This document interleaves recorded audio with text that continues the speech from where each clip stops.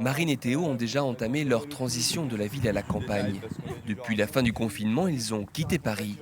Le jeune couple a fait l'acquisition de cette maison et de ses 8000 mètres carrés de terrain où ils ont le projet de monter une micro-ferme. Marine travaillait dans la finance, Théo à la SNCF. Il a terminé ses études il y a un an. Aujourd'hui, ils assument leur changement de vie loin de la métropole. Il y a beaucoup de choses à apprendre, mais ça ne nous fait pas peur, au contraire. Mais effectivement, on ne connaît pas grand-chose au monde agricole. Exploiter, produire, fabriquer des tomates, les transformer, puis aller les vendre aux consommateurs, c'est des choses qu'on ne sait absolument pas faire aujourd'hui. Et vous le voyez, hein, pour le moment, c'est un champ qui est vierge. Demain, on aura appris et demain, ce sera complètement différent. Théo et Marine ont profité du confinement pour faire aboutir leur projet. Un coup de cœur et 3 mois après, les voilà propriétaires de cette maison.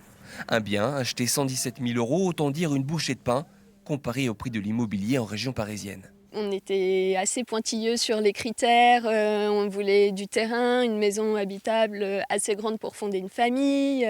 Et du coup, c'était assez compliqué, mais on n'a pas hésité à sauter le pas.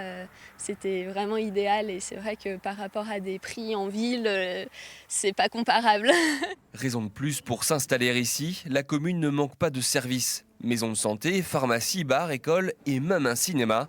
De quoi contenter le jeune couple qui compte également fonder une famille. C'est une chouette opportunité.